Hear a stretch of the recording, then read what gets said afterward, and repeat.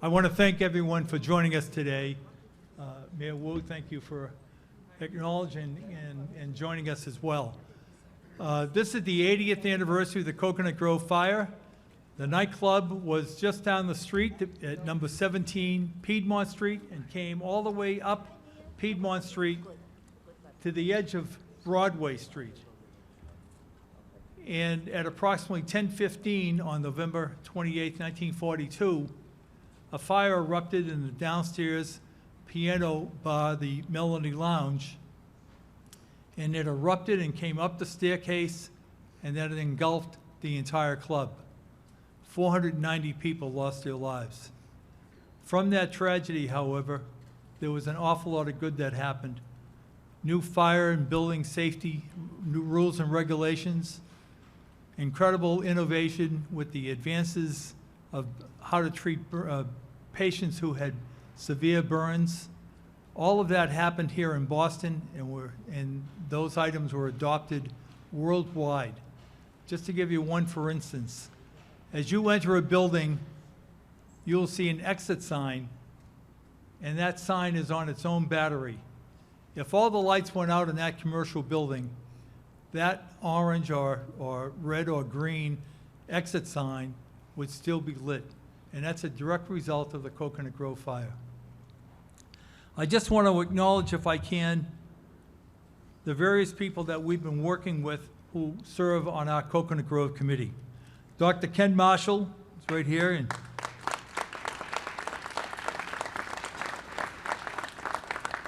Ken's mother was a nurse at Boston City Hospital on the night of the fire. Paul Miller, a longtime resident of Bay Village and a co-writer, producer of the documentary you'll see a little later, Six Locked Doors. Ruth Knopf, past president of the Bay Village Neighborhood Association, who was responsible for the Cocoanut Grove plaque that is right here embedded in the sidewalk below the sign.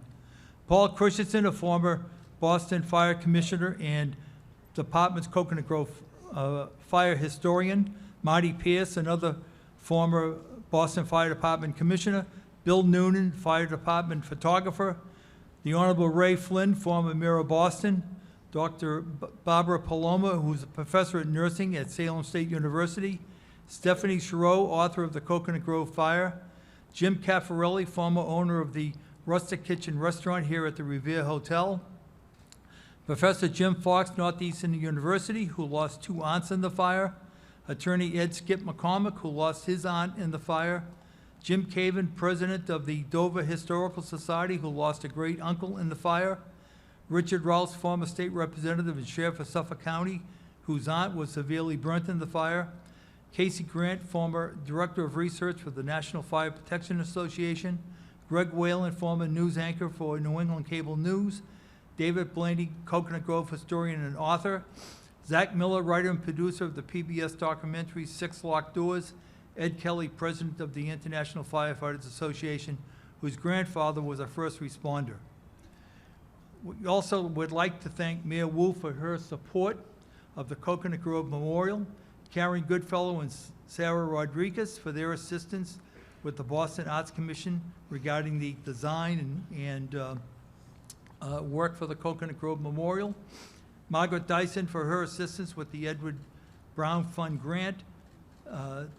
Thardine Brown for her assistance with the Community Preservation Act grant. Ryan Woods, Commissioner of the Parks Department, for his assistance with Statler Park. And of course, Ed Flynn, City Council President, who also represents Bay Village. So I want to thank them, obviously thank you, and would like to call Father Uni for an invocation and prayer. Thank you.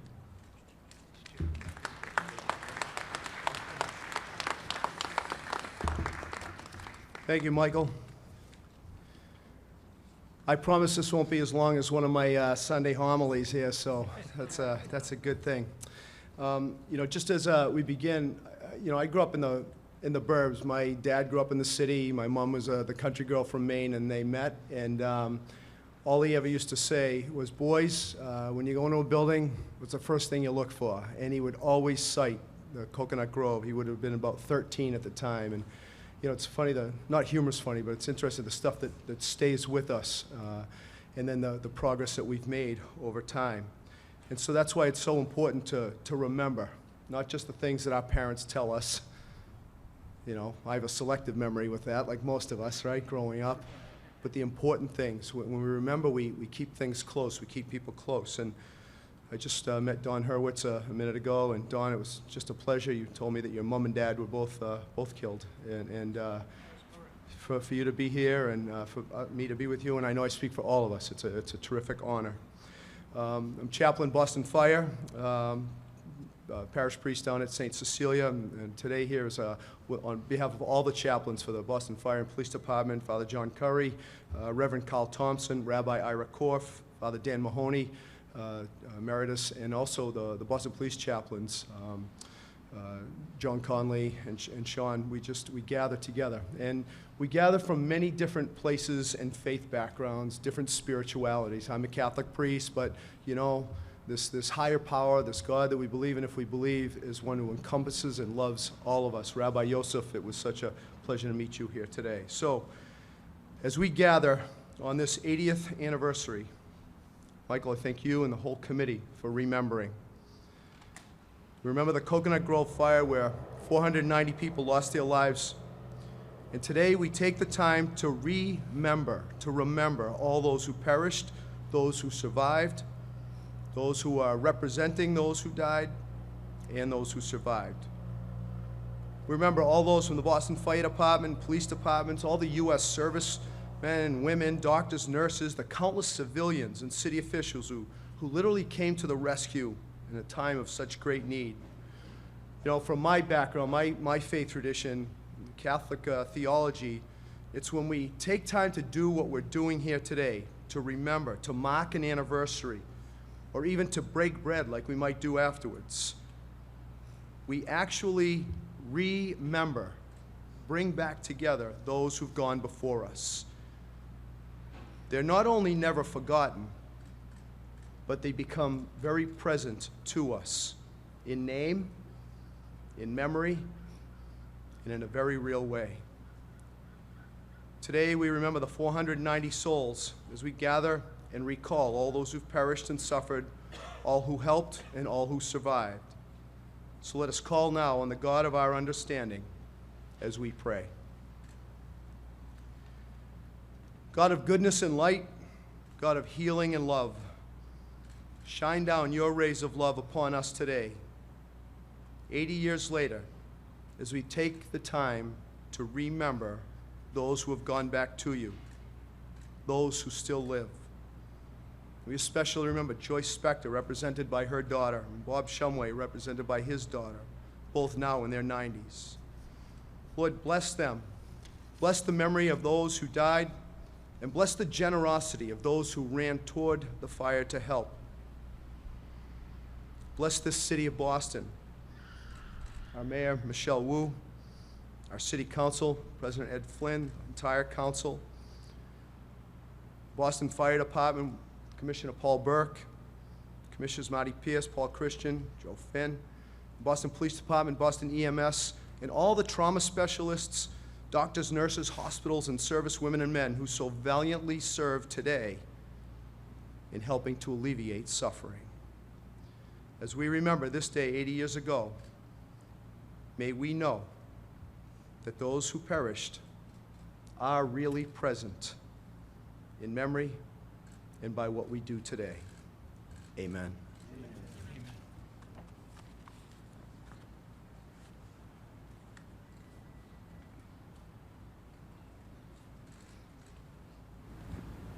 Thank you, Father. I now would like to introduce Paul Miller and Ruth Knopf, both residents of Bay Village.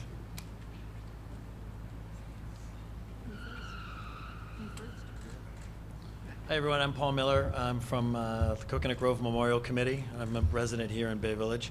And I'd like to introduce Ruth Knopf, who's a former president of the Bay Village Neighborhood Association and was here 30 years ago, as many people were, at the first remembrance when we put the Tony Mara plaque here in the street. I'm glad that Bay Village has a place in memorializing the event that happened here. For all that it was a sad occasion, so much good has come from it. Our president, Trish Gillis, is new. I don't know if she's here, but She is also in charge these days. Thank you. Thank you. I'd like to start with a land recognition. We recognize today that this land is the territory of the Massachusetts, the Pawtucket, and their neighbors, the Wampanoag and the Nipmuc peoples, who had stewarded this land for hundreds of generations.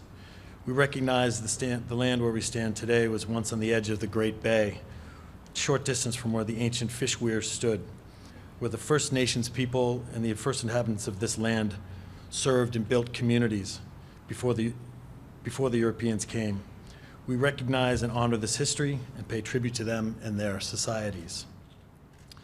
Welcome to Bay Village, everyone. We're happy to have you here. It's another solemn occasion. We come here year after year to remember this day. I'm Paul Miller. I'm a resident here. I want to welcome Mayor Wu for recognizing the importance of a permanent memorial. We're so excited to have you here.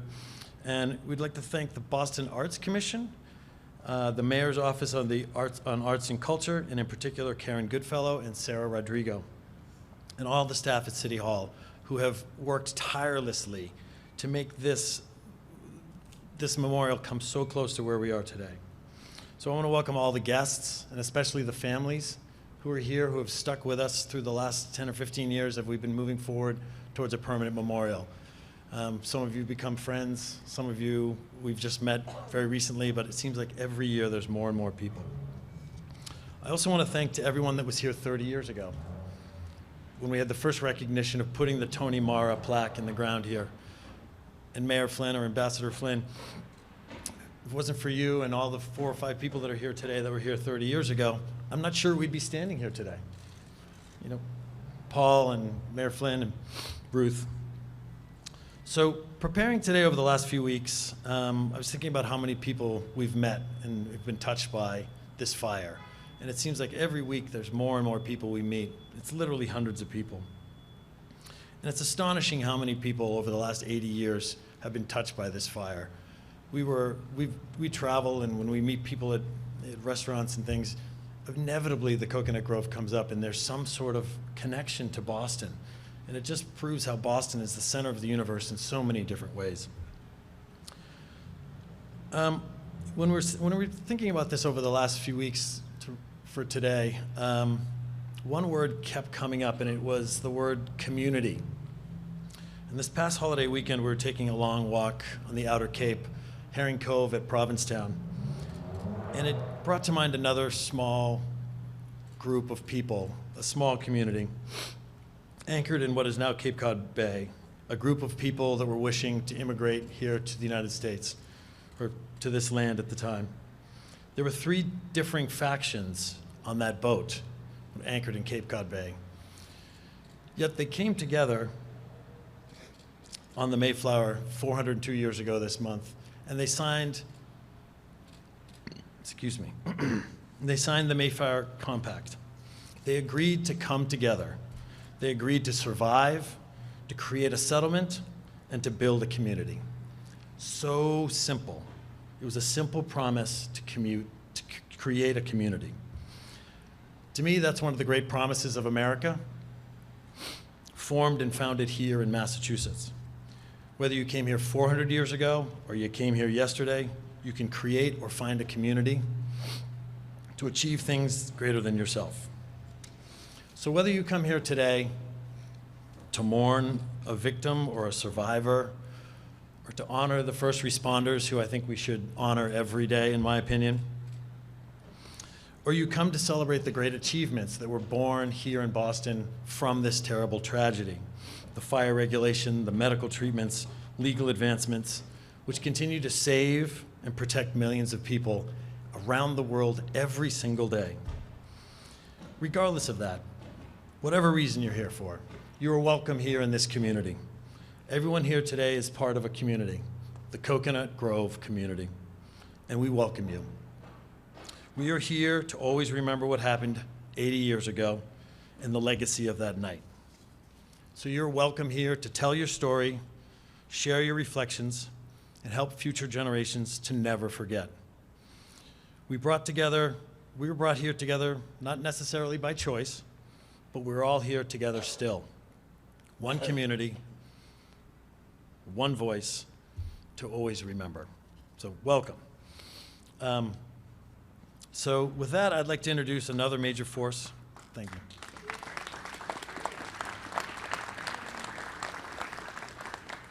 With that, I'd like to introduce another major force in memorializing the Coconut Grove. It's the first mayor to recognize the deep importance of the fire and its legacy, the first mayor to take action on the 50th anniversary, the former ambassador to the Vatican, Mayor Ray Flynn. Thank you. Well, I have to tell you, this is one of the most emotional days I think I've spent in a very long time. Let me give a reflection of why it's so emotional to me. Because I didn't live that far from here, knew many of the neighbors that lived here, the firefighters, residents, people who passed away during the fire. I heard these stories since I was probably 4 years old, 5 years old, over 50 years. And the story of this Coconut Grove never gets boring or tired. It brings out not only the emotion inside people, but I have to tell you this, and take note of this. It brought out the best in the city. It brought out the best in America. Let me give you one little example. I think I told Mike this story one time when I was appointed by the president to go to Italy. I spoke before the Firefighters Association in Italy and across Europe. And I told them the story all the time about the Coconut Grove and how the firefighters responded. The people stood behind the terrible ordeal that families had to deal with. But here's the part that made me so impressed with it. Sometime after this, I just got cut by the Boston Celtics. I was up at the State House, and we were putting together legislation that had a powerful, prominent impact on fire safety, health, and disease all across the United States.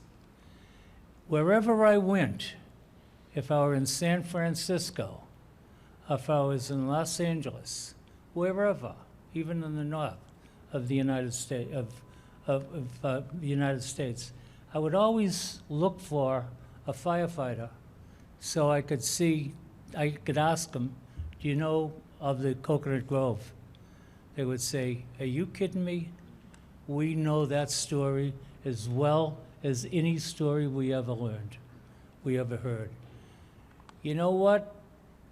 That's because of you. That's because of the people of Boston.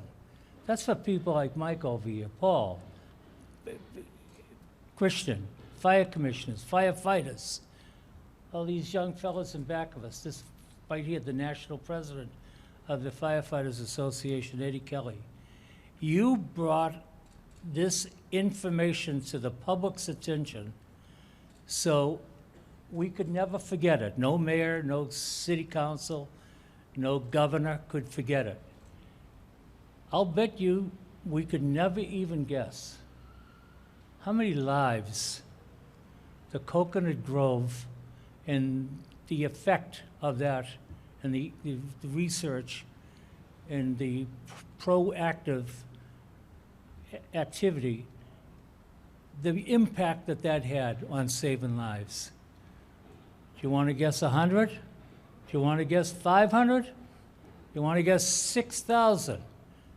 It's your guess, but I'll tell you, I've heard it all over the world. I've heard it from Europe. I've heard it when I was president of the Mayors Association. When I got sworn in as mayor, what did I talk about? It was national president of the mayors. What did I talk about? I talked about the Coconut Grove and how the people are still struggling to get this story in the minds and right directly in front of the press and TV. So what happened here would never happen again. My friends, Boston is the hero of this fight. They are the hero, and all of us have to congratulate our relatives and friends who did so much. You know, one last little thing. I played baseball here in Dorchester and across the east. The guy that used to drive me, because I was only a young fellow, I didn't have a car. The guy that used to drive me was Knocko McCormick. Knocko McCormick was John W. McCormick, the United States Speaker of the House under Jack Kennedy. He used to pick me up at my house in South Boston, and he used to drive me to the baseball game. John McCormick, if I ever raised the question of the Coconut Grove to Mr. McCormick, and one time John W. McCormick, the Speaker of the House of Representatives himself, was in the car, if I ever asked him to go over, rehash that story of the fire, you know what Knocko McCormick used to do? He'd start crying. Why did he start crying? Because his daughter perished in the Coconut Grove Fire. Look at all the families that it affected, but they never gave up. Many of whom are here. My friends, families, priests, firefighters. Yes, firefighters, the best in America. You are the heroes, and you deserve our congratulations and our praise. There's a special place in heaven, not only for the people who died in the Coconut Grove, but for the people who kept this memory alive so no one else would go through that same suffering and ordeal. God bless. Thank you.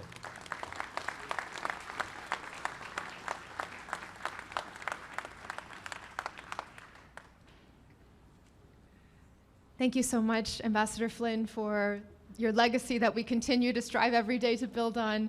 Always lovely to see you and Mrs. Flynn, and thank you so much for continuing to be an important presence and leader in our city. I want to echo the gratitude to Mike and Paul and Ruth and everyone who has worked for many, many years to ensure that we as a city and as a community continue to know what happened here. As Mayor Flynn so eloquently stated, the impacts of Coconut Grove are already forever enshrined in the regulations and safety practices, the innovations and knowledge that have already saved countless lives. But it's still so important to have a sense of place and to be here in our city and remind each other, remind ourselves of the 490 lives lost, thousands forever changed, and what that still means in terms of the community that we continue to build and remember. I want to thank my partners in government for always ensuring that we can do the most that any city could do. City Council President Ed Flynn, City Councilor Kenzie Bach, who grew up in Bay Village. Thank you to this illustrious line of leaders who continue to serve in our fire department with Commissioner Burke at the helm. Always a delight to see Commissioners Christian and Pierce as well. Thank you so much for all that you do. President Kelly representing us abroad, nationally and internationally. President Sam Dillon of the local, thank you for all of your leadership. We are so grateful for everyone's continued commitment to honoring the lives lost here at the Coconut Grove Fire and the heroes who fought to save the lives of so many more. Many of you all were here 30 years ago at that 50th anniversary event for the dedication of the memorial plaque. And today, we continue to build on that and ensure that next year we will be celebrating an even larger commemoration so that there will be an even more visible landmark here. Members of our city departments, as you've heard already, have been instrumental in working towards that. Brian Woods of the Parks Department, Karen and Sarah of the Boston Arts Commission, the Dean of the Boston Preservation Committee office, and all the members of the Coconut Grove Memorial Committee. 80 years ago, After responding to a call about a vehicle fire on Stewart Street, our firefighters in Boston noticed smoke coming out of the nightclub. As those who'd managed to escape frantically directed them toward the burning building, it became clear just how dire the situation was. 5 alarms were sounded, and within minutes the fire was extinguished. But the heat, the smoke, the locked exits, the crush of the crowd combined to produce the deadliest fire our country has ever seen, nightclub fire our country has ever seen. Hundreds of people hospitalized, 490 lives lost, and so many more who were saved because of the bravery and the quick action of our first responders here and in our hospitals. It's hard to imagine a more devastating tragedy, and thanks to the work to ensure that the Coconut Grove's legacy lives on, we have not had to see a similar event here in our city. Without the bravery, urgency, and heroism of the Boston Fire Department and the police officers and military personnel who rushed to their aid, we would be mourning many more than 490 lives here today. So thank you again to all the members of our Boston Fire Department who continue to carry on that legacy of heroism. Thank you for all that you've done and that you continue to do every single day to keep our communities healthy and safe. And I want to thank everyone here for ensuring that the parents and grandparents, aunts and uncles, friends and neighbors that we lost that day will never be forgotten. Boston is a city rich with history, a history that is long and complicated, full of triumph and tragedy. And we are determined to honor, remember, and learn from that history every day. That's why I'm so proud to have worked with my colleagues on the City Council to include funding, more than $300,000 in our most recent budget, to go toward the creation of the Coconut Grove Memorial in Statler Park in 2023.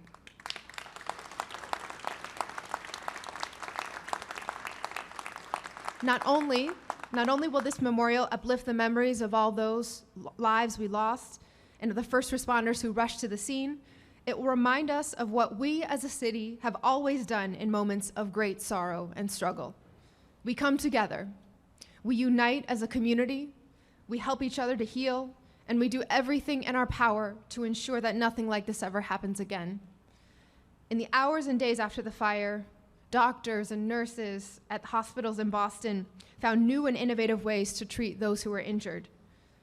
This has led to life-saving medical advancements in burn treatment, from fluid retention and infection prevention to respiratory trauma and surgical skin management. Weeks, months, years of careful bedside nursing, innovation, and research that continue to be implemented and practiced today. The fire also led to significant changes to building codes that we take for granted today as basic life safety across the country, requiring clearly marked exits, the use of non-combustible building materials, and emergency lighting, as you heard, with separate power sources. And as our communities grappled with the loss, a psychiatrist at MGH, Eric Lindemann, began conducting what would eventually be a groundbreaking study on trauma that would redefine our understanding of grief and guide our approach to mental health treatment in the United States for decades to come. We have always been a city that has understood that the best way to honor our past is by improving our present and protecting our future. We owe it to those we lost, the survivors and families who continue to be impacted by this terrible tragedy, to create a world in which this tragedy would be impossible.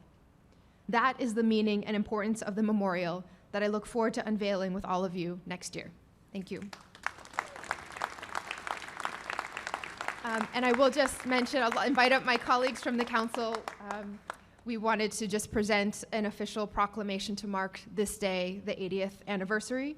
And so alongside the Boston City Council, we do hereby proclaim November 28th, 2022 to be Coconut Grove Remembrance Day in the city of Boston.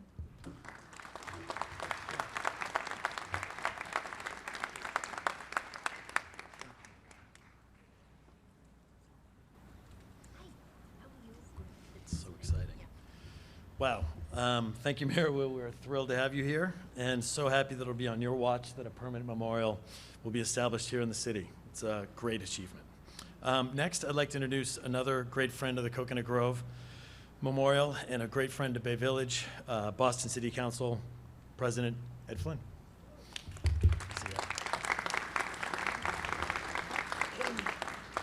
Thank you, Paul. I'm honored to be here with my constituents from the Bay Village, from across the city, with Mayor Wu and Councilor Balk and my parents, but also the dedicated city workers that are here as well, whether they're from the Boston Fire Department, the Boston Police Department, the EMS.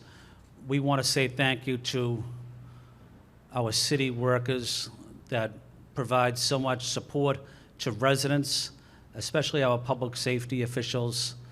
During good times and bad times, our public safety officials, our firefighters are there for the residents of Boston.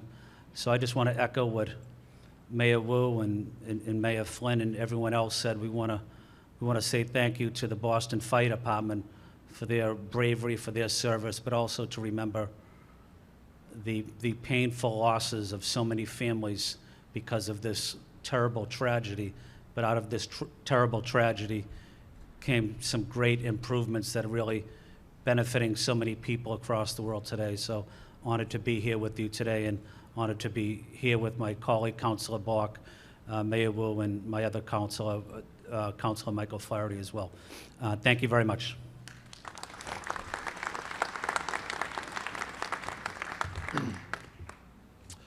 Next, I'd like to introduce another pivotal figure who spearheaded the Vendome Memorial. While Fire Commissioner, he was here on this spot and helped dedicate this plaque as well.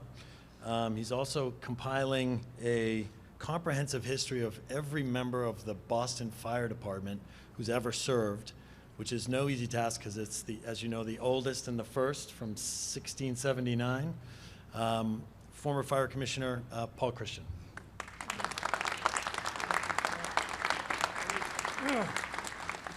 Good afternoon, everyone. Thank you for the kind comments.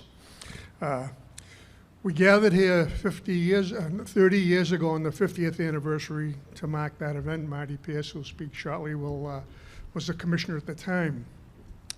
Just for a little bit of orientation, where I am standing is the corner of the Caricature Bar. Behind us was the main dining room. The Melody Lounge was downstairs. Number 17 of this building here is where the revolving door was. And as Mike referred to, the club extended back to Broadway, and that is where the new lounge was.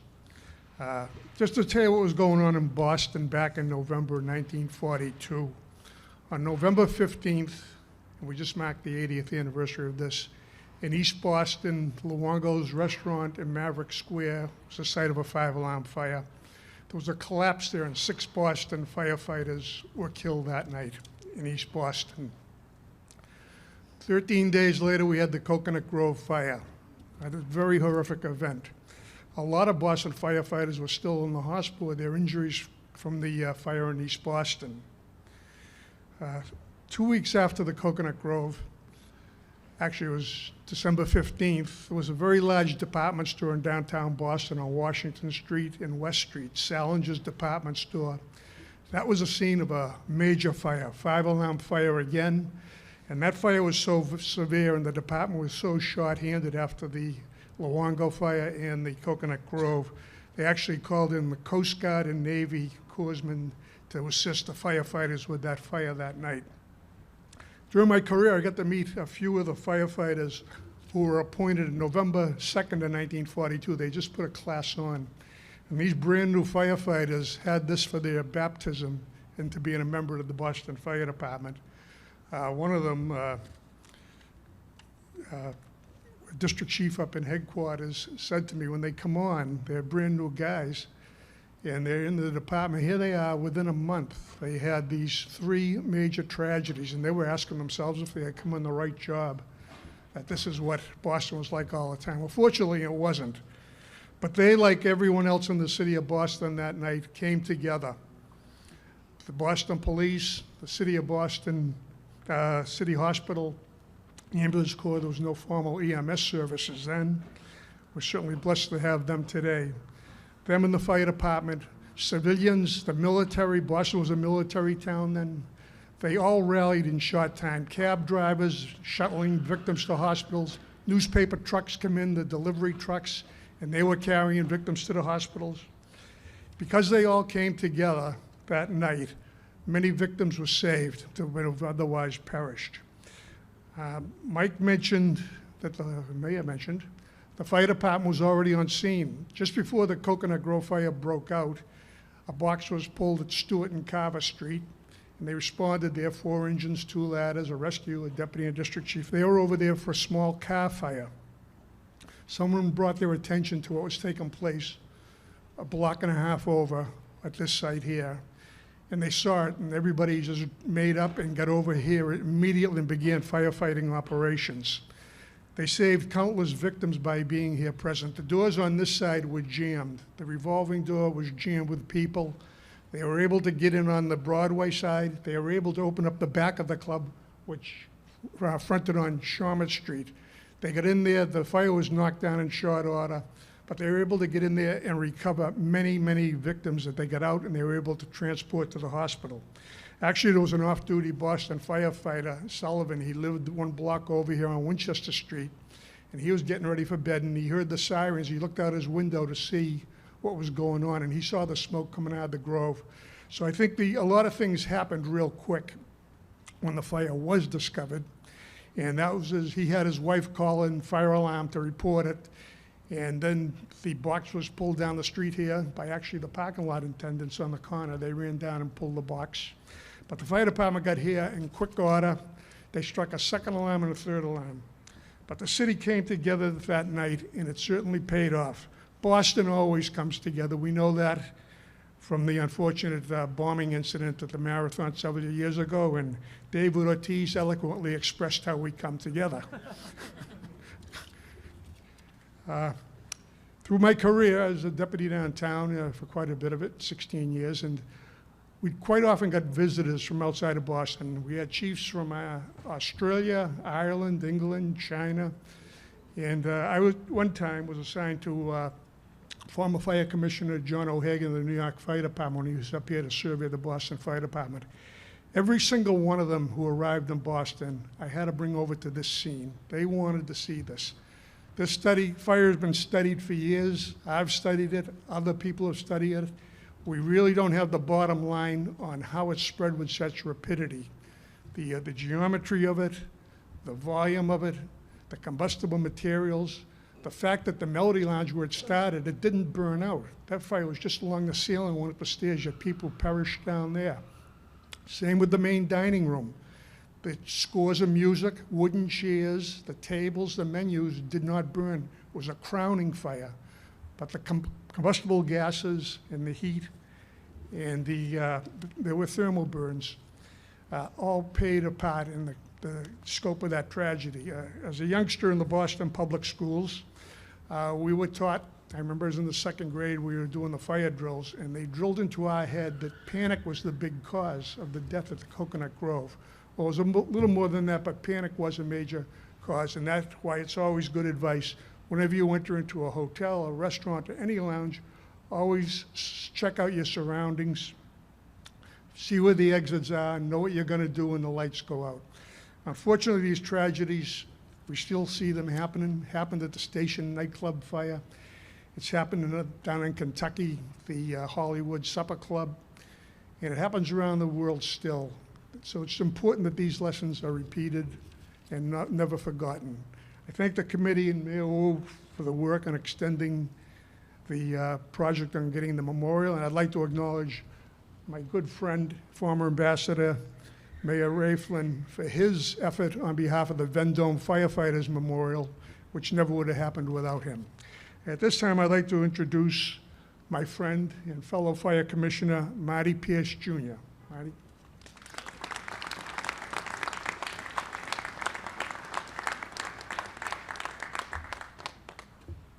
All right, it's getting a little cooler than it was. The sun's starting to go down, so I'm going to be very brief.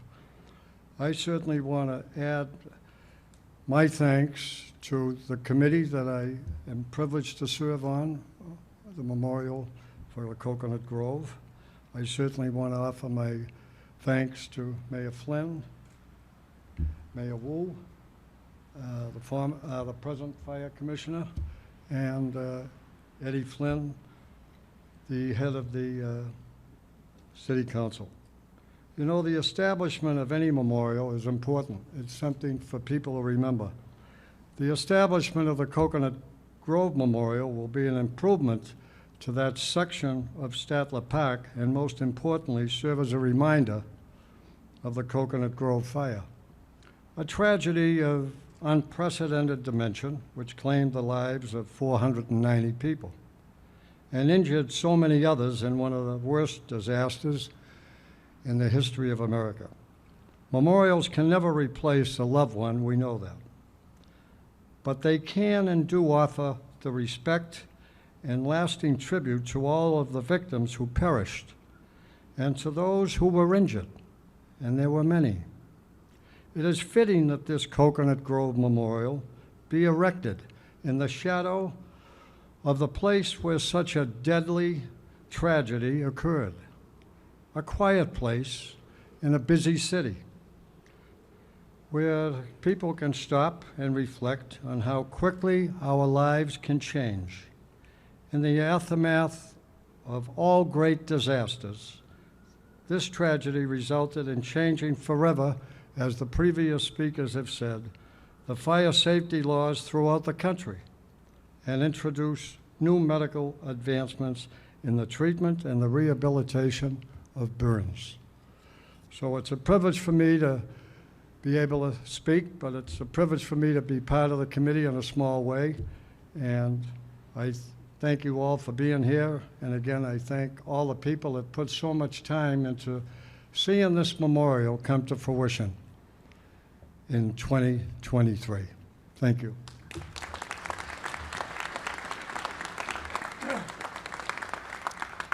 I now have the honor of introducing current Boston Fire Commissioner Paul F. Burke. Commissioner Burke.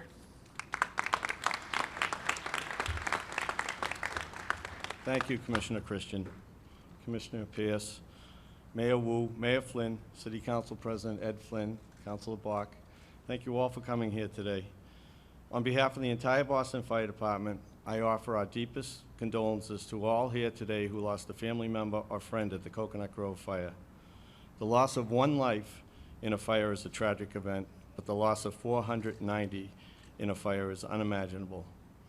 In 1970, District Fire Chief John Vaney wrote a report describing how a night that began with celebration and turned into a terrible tragedy. He stated, on Saturday, November 28, 1942, just after 10 p.m., the Cocoanut Grove nightclub was conducting business in its usual manner. Exits on the ground floor totaled 6, with 3 more exits in the basement. 6 of those exits were either locked or blocked. He continued by saying, among a variety of wall and ceiling coverings were artificial leather, rattan material, and unfinished wood. The weather outside was clear and cold with a temperature of 28 degrees. A show was about to begin in the main dining room. There were approximately 1,000 patrons in attendance.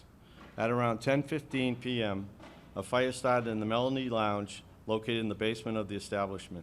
Within 2 to 4 minutes after the fire was first seen, the fire appeared in the street-level lobby. It was described as a rapidly traveling ball of fire below the ceiling and of yellowish or blue color. Most of the lights on the premises became extinguished immediately upon the appearance of the fire. That fact, coupled with the appearance of smoke and flames and the shouts of fire, produced great confusion. This report goes into greater detail about the fire's progression that I would rather not describe on this day of remembrance for those lost. But Chief Vaney's report and others like it detailing the locked doors, blocked exits, and flammable decorations changed our city in regard to fire safety forever. The Boston Fire Department performed admirably that night, as they continue to do every day. This fire came together like a bad nor'easter storm with locked and blocked exits, flammable decorations, and more patrons than the building could handle. The Boston Fire Department, with the support of our elected leaders, put more effort into fire prevention following this tragedy. These efforts have prevented a tragedy of this magnitude from ever happening again in our city. The Boston Fire Department has a team of fire inspectors assigned to inspect nightclubs and conduct unscheduled visits to ensure all fire prevention regulations are being followed. Fire prevention policies put in place include every nightclub being required to have an employee at the door with a counting device to prevent overcrowding. The Boston Fire Department now must be involved in the building plans of all new nightclubs, whether existing structures or new buildings. In addition, we have the authority to shut down any establishment where fire codes violations are found, and we make sure the material for wall ceilings, coverings, when permitted, are tested by our department's chemist. Furthermore, a city ordinance passed several years ago requires any restaurant or nightclub with an occupancy permit of 100 people or more to have fire sprinklers. All of these fire prevention regulations were put in place because of what happened at the Coconut Grove 80 years ago. This tragedy negatively affects so many lives, but has ultimately saved many more because of the lessons learned from it. I support, along with the Boston Fire Department, the memorial being placed at Statler Park to honor the victims, survivors, and first responders, to serve as a place of reflection and teaching. As the Fire Commissioner, I want to remind you that, as Commissioner Christian said, it is important to be aware of your surroundings while at public gatherings, which unfortunately can bring a certain amount of risk nowadays. I ask everybody here to increase their situational awareness in public places. Take a few minutes to look around, know all your exits. Statistics show that most people will exit the same way they came in. Things such as reading the evacuation plan on the back of hotel doors can save your life during an emergency. The Coconut Grove Fire happened during the first year of World War II, a time of great uncertainty. 2 weeks prior to this, as the Commissioner mentioned, November 15, 1942, the Boston Fire Department lost 6 firefighters who were killed while fighting another terrible fire at the Luongo restaurant in East Boston. I'm proud to lead a department that has served the city so admirably over so many years, not just in fire suppression, but also in fire prevention. I once again offer our department's deepest condolences for all those who were lost 80 years ago today, just a few blocks from here. May God bless each and every one of them.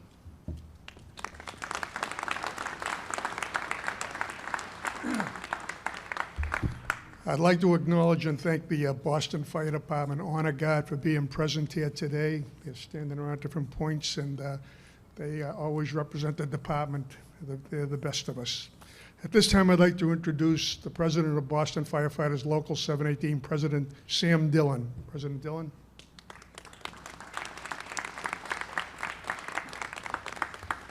Good afternoon.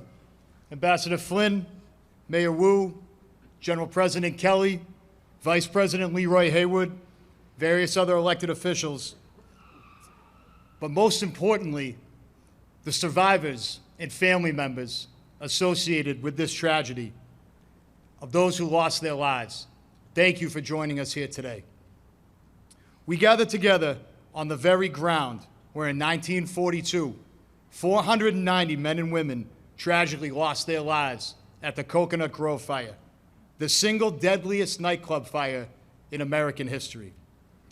80 years ago tonight at 10:15 p.m., a young entertainer by the name of Goody Goodell was performing for the young Coconut Grove crowd. This was the spot to be in Boston. Celebrities, elected officials, socialites, young men and women looking to cut loose and enjoy themselves all came to the Grove in high numbers. It was Thanksgiving weekend in 1942, the first since the United States had entered the Second World War. Young revelers came to the Grove for spirit, escape, and to surround themselves with music and each other during a troubling and uncertain time. That's how it's supposed to be. That's how we, as people, should be able to take comfort in each other. And we should be able to take that comfort in environments that we can trust are safe and protected. Right around that time, 10:15 p.m. on November 28, the spark of tragedy flashed in the city of Boston, as it had before and as it tragically has since. That tragic spark ignited a deadly blaze that tore through not only the Coconut Grove, but the crowd of people assembled inside. The fire was fast, it was fierce, and it was deadly. The perfect storm of combustible materials, inadequate safety measures, and severe overcrowding left those trapped inside at the mercy of nature's most brutal and unforgiving element. The toll of the Coconut Grove Fire was staggering. 490 souls lost in the blink of an eye and in the flash of an inferno. Compounding the tragedy of the Coconut Grove Fire was the same common thread that underscores each and every tragedy our city has ever or will ever endure. Not just the tragic fate of those trapped inside, but the fate of those brave men outside. Our Boston firefighters who responded on that night. As firefighters, we're oftentimes surrounded by loss. We respond to emergencies. We rush towards chaos, and we run into burning buildings when everyone else is running out, or in this case, is trapped inside. We embrace this responsibility as we embrace our profession, but we certainly don't accept it. As Boston firefighters, we don't accept loss. We don't tolerate it. We commit ourselves each and every day to doing anything and everything we possibly can to prevent it. There is no lengths to which a Boston firefighter will not go to prevent another human being from suffering this terrible fate. I can't imagine being faced with 490. The firefighters who responded that night did everything that they could do, and then they did more. They arrived on scene, confronted with an unimaginable situation, and they did what members of our proud and noble profession do. They went to work. They did all they could do, and had it not been for Boston firefighters on duty and responding that night, the tragic toll inscribed in stone at this site would undoubtedly be even higher. In the aftermath of the Cocoanut Grove Fire, broad and sweeping changes were made to safety protocols and fire inspections in the city of Boston. Preventative measures that continue to evolve to this day. Boston firefighters are proudly at the forefront of these protective measures, once again doing everything possible to protect the citizens and the guests of our great city. Unfortunately, as we know and we witness firsthand, all the protective safeguards in the world can never fully prevent danger. We live in a dangerous world surrounded by dangerous situations. Anything can happen anywhere at any time. That is why we are proudly who we are and why we continue to do what we do. So long as there is fear and so long as there is danger, there will forever be men and women who dedicate their lives to fighting it. And those men and women will proudly call themselves Local 718 Boston Firefighters.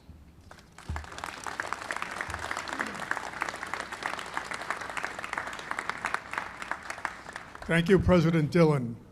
I now have the honor and privilege of introducing the General President of the International Association of Firefighters, Boston firefighter Edzo Kelly, Ladder Company 17. Edzo.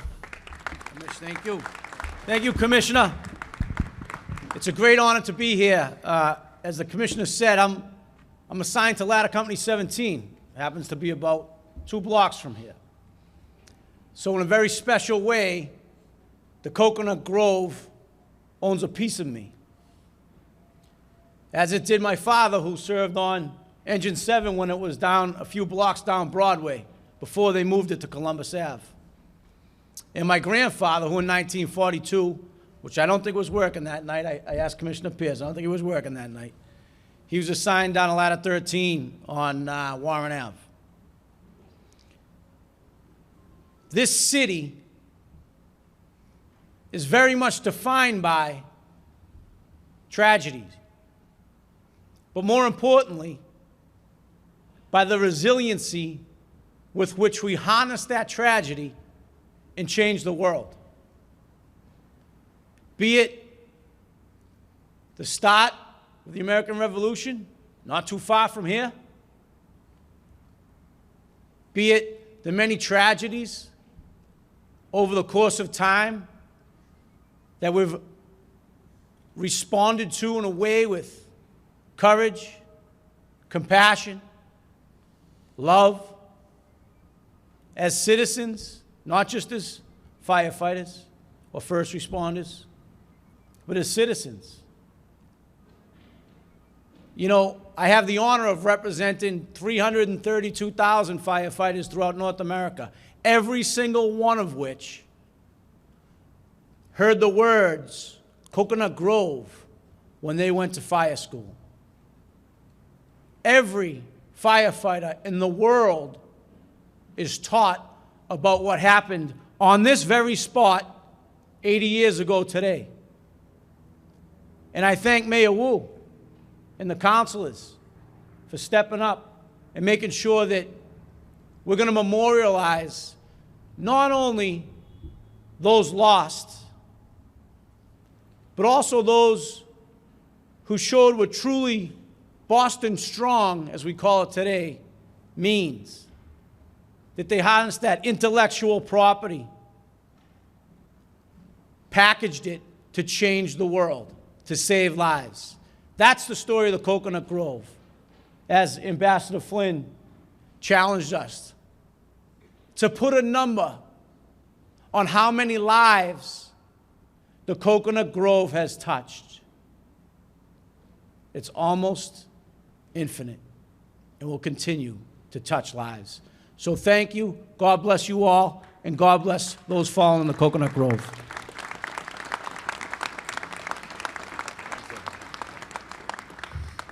Thanks, Ed, for being here, and I'd like to thank all the first responders here as well.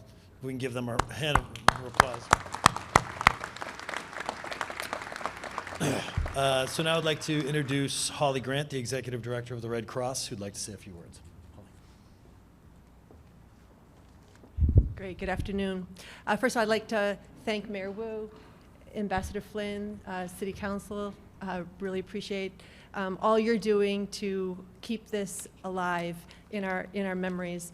I also want to thank the committee and, of course, our partners in the Boston Fire Department that we work with every single day. So we commemorate today kind of the more than 490 people who died either from the fire or later from injuries sustained by the fire. And just like we do today, you know, when the fire happened, the Red Cross sprung into action, played a really critical role in the disaster response, helping to care for those who were injured and their family members. When the first fire alarm sounded, it was within minutes that the Boston Red Cross chapter was notified by the Boston Fire Department, and we sent our chapter's ambulances and emergency response vehicles here to the scene.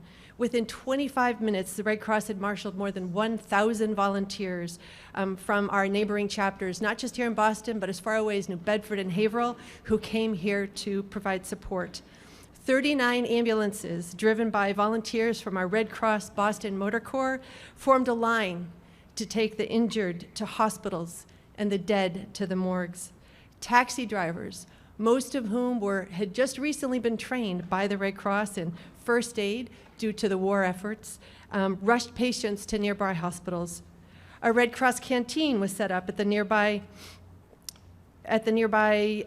Boston Opera House to provide hot coffee, water, and food to the first responders on scene in sub-zero conditions. Additional canteens were set up in the hospitals and morgues to support family members and who were seeking word on what would happen to their loved ones. In the days and weeks that followed, the Red Cross disaster responders provided support to survivors, to victims and their families with the casework that we provide. Our chapter house was staffed 24 hours a day, 7 days a week to handle the response.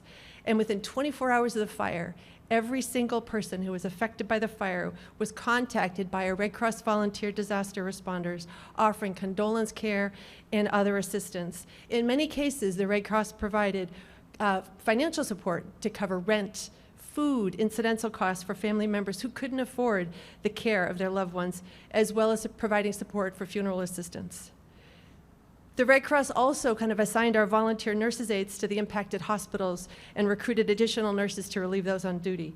Within the first week of the response alone, we had 223 Red Cross nurses who volunteered for duty. Some of the most seriously injured people from the fire required 6 nurses a day to take care of them. And the Red Cross nurses were there. When it became apparent that long-term nursing care was needed, we provided more than 558 nurses, paid nurses, at a cost of $15,000, which was equivalent today of like over $418,000 today. The other thing that we did is blood. Think of all the blood products that were needed to care for those who were impacted. Additional blood plasma came in by plane to supplement the plasma provided locally by the Red Cross. More blood plasma was used to treat the Cocoanut Grove Fire victims than all that had been used to treat the victims of Pearl Harbor attacks 1 year earlier. So our hearts are with those who were lost during the fire and with the family members. The tragic losses from the Cocoanut Grove Fire taught us many things. First, preparedness matters. Boston hospitals were unusually well prepared because of strong emergency preparedness plans that had been in place due to the war. Volunteers had been trained in first aid and CPR, and they were able to respond to the scene immediately. Emergency preparedness continues to be a really important key pillar to the modern work that the Red Cross does. Another important lesson is the importance of strong building safety codes. I know this was talked a lot this afternoon, but the tragedy of Cocoanut Grove led to an overhaul and stricter enforcement of building safety codes, which were revamped around the country. While we mourn the loss of so many lives, the legacy of Cocoanut Grove Fire remains in so many positive changes that have saved countless number of lives over the past 80 years. Thank you.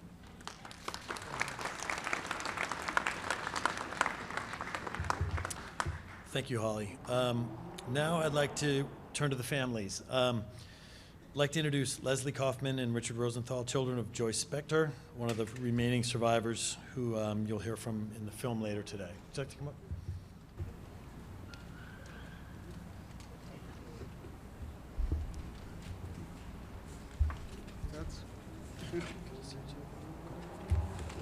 Well, our mother never talked about the Cocoanut Grove. In fact, it wasn't until I was in, is that better? It wasn't until I was in 7th grade that I learned about it. I was reading the Paul Bensequin book, Holocaust, Fire in the Cocoanut Grove, and I recognized her name in the story. I asked her about it, and she was still reluctant to say much, although I found out later that Rick learned about it when he was 9 years old. She never participated in any of the anniversary events until the 75th. It was only when she was in her early 90s that she was willing to share her story. My mom can't be here today, but I'd like to read just an excerpt of what she wrote to tell you about her experience. It was a clear, beautiful, crisp Saturday, November 28, 1942. My life changed forever. It was Thanksgiving week, and all the football revelers were in Boston celebrating. I was with the man I loved and would have married, and we went to our usual familiar cocktail lounge in the Cocoanut Grove nightclub. It was called the Melody Lounge because it was intimate and usually had a wonderful piano player. It was one of our favorite places to go. I was 18 years old. Justin Charles Morgan was 21. He was handsome, personable, kind, and loving. It is all these years later, and my memory has not dimmed. Justin died that night trying to help put out the fire that started over our heads. We had a favorite corner and did not notice that a bulb had gone out. A waiter was called over to replace the bulb. He lit a match, and the rest is history. 490 people died that night, including Justin. The reason I did not die with him was only because he sent me up to get the beautiful leopard coat that my father had made for me. Justin stayed to put out the fire, saying he would be along in just a minute. It did not take long for me to realize that the place was going up in flames.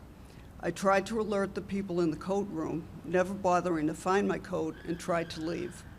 The front door was already piled high with people trying to escape and crushing others in the mad rush.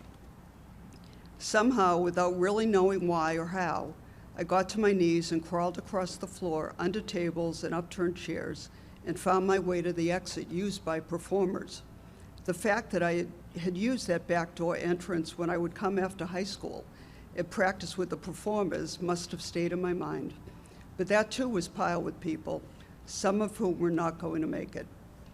The firemen who arrived started to pull people out. It just put them on the sidewalk, not noticing whether they were dead or alive. There were just too many to keep bringing out. Some servicemen standing there saw me move and asked me if I was all right. I begged them to take me home, and they did. Years later, a book was written on the Holocaust that occurred that night. I tried to have my name not appear. I had never told my children, or at least me, what had happened, but I could not squash the publication, and my children learned of it in school and, of course, asked questions that I did not want to answer, even now. So on behalf of my mom, my brother Rick, who's here with me, obviously, and our entire family, we're so grateful to everyone involved for remembering this tragedy and for giving her a chance to return 5 years ago for the 75th and share her story. It gave her great comfort to finally do so. I personally learned more from the interviews Zachary Graves Miller did with my mom for his Six Locked Doors documentary film than I ever learned from her directly, and that's been a gift to our family. So thank you for honoring all those lost and all who survived. Thank you.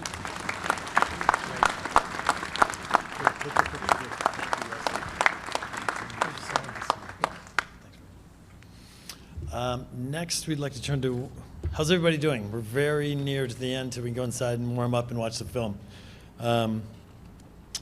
So next, I'd like to turn to Kurt Shumway, who's Bob Shumway's son. Bob was here going to the football game at Fenway Park. He was a prep school kid, and ended up being a hero and pulling people out of the club and saving their lives. Is he here? There he is.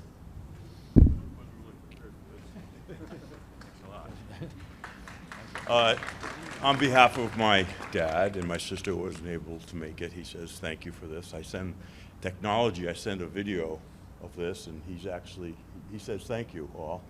And he said to me, he says I was there. He says that was a bad night. That was what he just said to me. So thank you very much. It's funny, it was mentioned earlier you don't hear about this. I don't know if I'm embarrassed, but I feel embarrassed. I didn't know much about this until probably 10 years ago.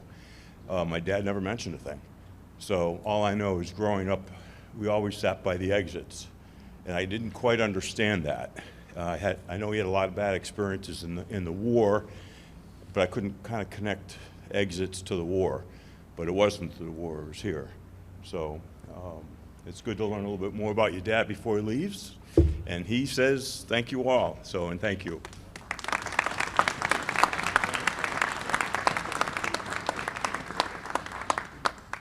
So at this point, we'd like to open it up to anyone, any of the survivors' families, if they're to say a few words. Does anyone like to come up? And Mara's, O'Neill's, anyone? Okay. Oh, we got one. Right on. All right. Of course it would be you. Best. My mother lived long enough to be interviewed, and I learned a lot when Zach interviewed her. She was a survivor of the fire, and she died the week before the 75th ceremony here. And she would have been absolutely stunned to see how many people are here. And all she wanted was the memorial to be done. So thank you guys for getting that done. And thank you. Thanks for being here and remembering.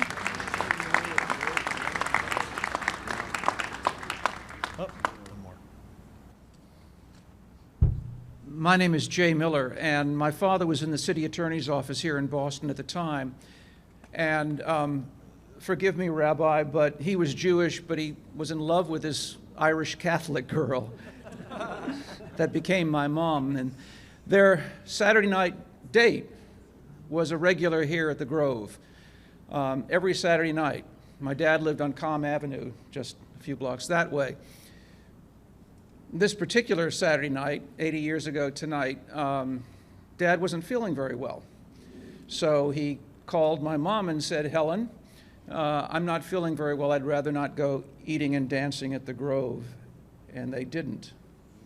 And it's just a message of serendipity because right now there'd be nobody talking in this microphone named Jay Miller if they had been here at the Grove.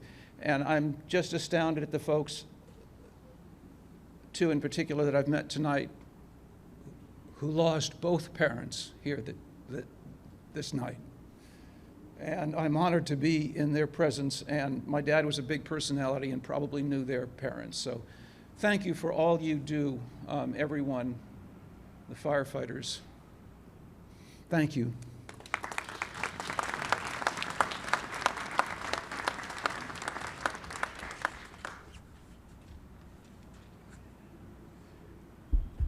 Hi, I'll be brief too. I'm Jamie Fox, also a member of the committee. And, you know, I do a walking tour of Boston, the famous crime sites as a criminologist.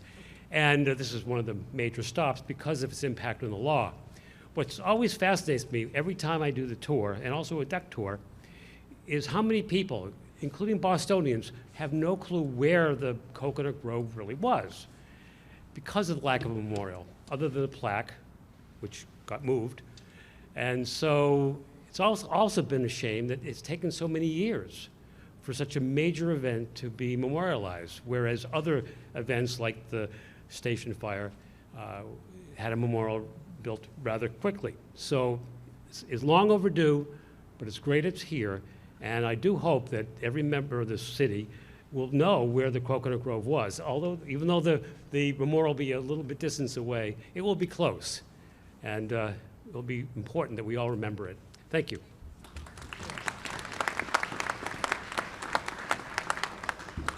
Good afternoon, everyone. My name is Jonathan Mielek. 80 years ago, my 23-year-old father, Joe Mielek, was home on leave from the Army Air Forces. He came in town to have a good time for himself. Well, before the war, up in Wells Beach, Maine, he was a volunteer firefighter during the summer. So when he heard the sirens and saw the fire trucks going somewhere, he decided he was going to go see what was going on. Well, as he approached the site, our policeman said, "Hey, soldier, come over here, we need your help." Well, Dad spent the rest of his evening taking the dead, the dying, and the injured out of the Cocoanut Grove. I remember when the 25th anniversary of the fire came around and the story of the fire was all over the news, it was talked about at the kitchen table, but Dad never said a word. In fact, he never said a word about it until all the rest of his life. I only heard about it at his memorial service. And his kid brother was the one who told us, and his widow filled in some of the details. At first I was shocked and said, why didn't Dad mention this? Then I realized, how could he? How could he put into words the horror that he saw that night? And so I like to remember the people who died in that fire. I'd like to remember the people who were injured, celebrate the survivors, thank every one of their first responders, firefighters, medical staff who lent help to the victims of that fire. But especially, I'd like to remember Dad. Thanks, Dad.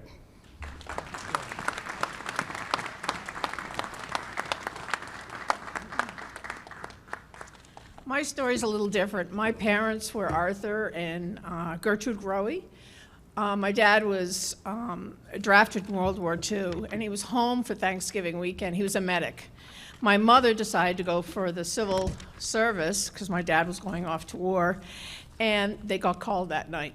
And they got called in. They worked that whole night in the Cocoanut Grove Fire, and they worked beside doctors from the hospitals. And the doctor turned to my mom and said, "You have something we can write on the bodies." And she pulled out her lipstick. To that day, after when my father came home from the war 4 years later as a medic, he became a Shriner and was very dedicated to the Shriners Hospital. And when he died, we donated all the money to the Shriners Hospital. Thank you.